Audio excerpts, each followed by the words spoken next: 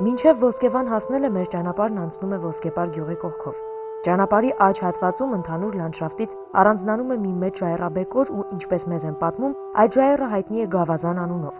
Գավազանը կամ Գվարզինը, ինչպես տեղացիներն են այն անվանում, միջնադարյան հայկական բերդ է ներկայիս Ադրբեջանի Հանրապետության Ղազախի շրջանի Դաշ-Սալահլի գյուղից 2 կիլոմետր արևմուտք, Գագ լեռան վրա։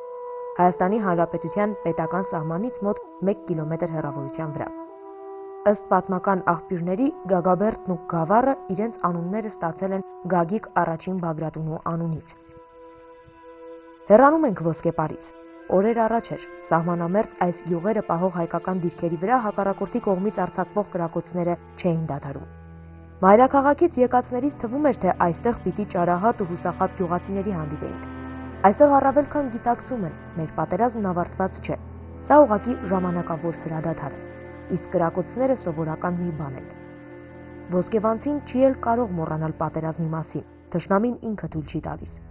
Եվ դրանից է, որ ծեր թե մանուկ մեր սահմանապահներն են, առավել զգոն եւ առավել հաստատակամ են կանգնած մեր պապերի պահած ու շենացրած հողում։ Գնացել եմ Գյումրի,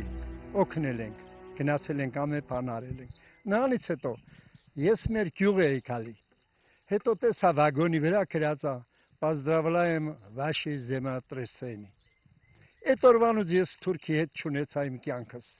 Մենք պահել ենք մեր գյուղերը։ Ուզում եմ որ միանգամից նորից միամուր մնանք, ուժեղ մնանք։ Մեզ հաղթող ոչ մի մարդ էլ չի լինի։ Եթե մենք միասին լինենք։ Պին պահեցեք տղերք ձեր եղերը ցավատանում ձեր։ Ժոֆետ Պապի արհեստանոցը ժամանակին զինանոց էր։ Ինքնաշեն զենքերը թշնամու անագորույն կրակից խուճապահար ժողովրդի միակ հույսն էին։ Այսօր արհեստանոցը ծառայում է գյուղի համար շինարարական աշխատանքների նպատակով միայն։ Ժոֆետ Պապը գիտի, էլ կարիք չկա ինքնաշեն զենքերի։ Ու կարիք էլ չկա, որ գյուղացին զենք վերցնի։ Մենք հիմա բանակ ունենք, մեր երկիրը հիմա կանոնավոր հայոց բանակն է պահում։ Բայց եթե հարկ լինի, ինքն ու իր համագյուղացիները պատրաստ են թև ու թիկունք լինել մեր զինվորին։ Բոլորիս հայտնի դեպքերի զարգացման հետ միասին նաև զարգացավ նոյեմբերյան աշխարհի սահմանի վրա մարտական գործողություններ։ Կարելի ասել Հայաստանի սկիզբը տրվեց հենց Ոսկեվան Բաղանից գյուղի հարակից ադրբեջանական գյուղի տարածքից սահմանից, որ հավաքվել էին ադրբեջանցիները, ուզում էին արգելել մեր վարելահողերի վարելու աշխատանքներին։ Հենց այդտեղից ծավալվեց միջադեպը, ընդամենը ժամ ու կես ժամանակահատվածում հավաքվեցին Թումանյանի Լոռու աշխարհի եւ Նոյեմբերյանի Տավուշ աշխարհի ժողովուրդը սահմանին մոտիկ կանգնածները, որոնք ավելի շուտ կարող էին հասնել միջադեպի վայր, որտեղ եւ մեծ ամբոխի բազմահազարանոց ժողովրդի միջոցով ճնշվեց։ Ասեմ միայն մի բան, երբ արդեն 96 թվականին գումարտակը ձևավորում էր, գյուղից մինչև 50 վարպետներ միանգամից դուրս եկան հասարակական կառույց եւ ճանապարհ եզրով անցնող այդ 200 մետրը մի օրվա մեջ պատվեց։ Որպես հենապատ, որպես Փարիզ, ասենք, որպես զորամասն ապահովելու։ Դա արդեն խոսում է, որ ողջ ժողովուրդը լծված էր այդ գաղափարին, այդ աշխատանքին, ու բոլորի սրտից էր բխում այդ աշխատանքները, այդ պաշտպանությունը։ Ընդամենը 20 տարի առաջ էր, երբ տիկին Նաիրան ամուսնուն ճանապարհեց մարտի դաշտ։ Biz Miami'd beşim kesuru bakınasing verkbering etoram okçoru mezmar Miami'd haguming. Ինքը տուն է կաշատխատատ գնաց մեկելտյանք իր հորքուրի տղին ուղարկելա որ մեզ բոլորիս տանից հանեմ գյուղացիկ փաստացիկ ռիվասկսվել բոլորը գյուղից գնում են մենք մնացինք ավանք ախենցան չգիտեմ ինչի չէի գնում էլ չեմ պատկերացնում որ ամբողջ Ղարաբաղի ինչքան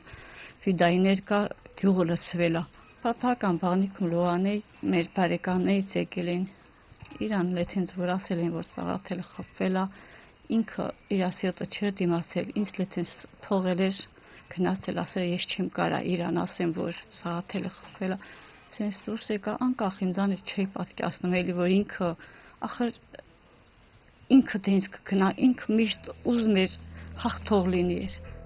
հորը չհասցրեց տեսնել նաև Յուրան Տիկին Սեդան այսօրվա պես հիշում է ինչպես որդին վերջին անգամ դուրս եկավ տնից 1992 թիվներ հունիսի 8-ը այդ գիշերը ես հիմա պարկած եմ եղել պարկած հետո ժամի մեկին արթնացած սա տղաս հակած կապած զինված զենքը ուսին գնում է պատերազմի գիշերը արթնացածի տղաս ինչի՞ ասի ժամին գնամ թե տաճ ջան մամա ջան ես ժամին պետքա գնանք ասի դե դու չլսեցիր ինչ արիր լիքյունա քեզ կպաշտպանես բան չլի քեզ ոչ մի բան չլի ասա վախել մի մամա ջան վախել մի ես ինձ լավ կպայեմ Իսկ Անուշավանի որդին այսօր հոր կիսատ թողած գործն է շարունակում Հայոց բանակի պայմանագրային զինծառայող է հայրենի գյուղի սահմանն է պահում Անուշավան Մելքոնյանը գծային տեխնիկ էր, նորոգում էր կապը սահմանամերձ Կոթիում, Ոսկեպարում, Ոսկեվանում ու Բաղանիսում։ Զոհվեց Ղուշչի այրումի կրակակետերը լրացնելու մարտերում։ Միայն 18 օր անց հաջողվեց փոխանակել Անուշավանի խոշտանգված տին։ Չէր վախենում ոչ մի բանից, մանավանդ թուրքից։ Միշտ ասում էր, որ թուրքը ով է, որ ես վախենամ։ Ես պետքա տանը քնեմ, որ ինքը,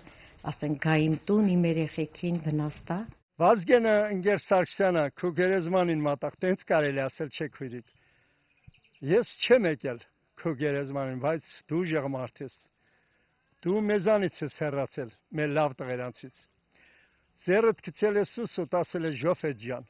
դու պետք է մնաս այստեղ Ղարաբաղ շատ տղեր կեն գալի բայց իմ հոգուս մեջ դեռ ցավոմա որ դու ասիր ամեն ռայոնից 14 հոգի կան որ պետք է մենք հաղթենք Դու հաղթեցիր Վազգեն, մենք էլ էստի հաղթեցինք, բայց մյուս հաղթանակը դնեմ ենք Սերանոհանյանի վրա։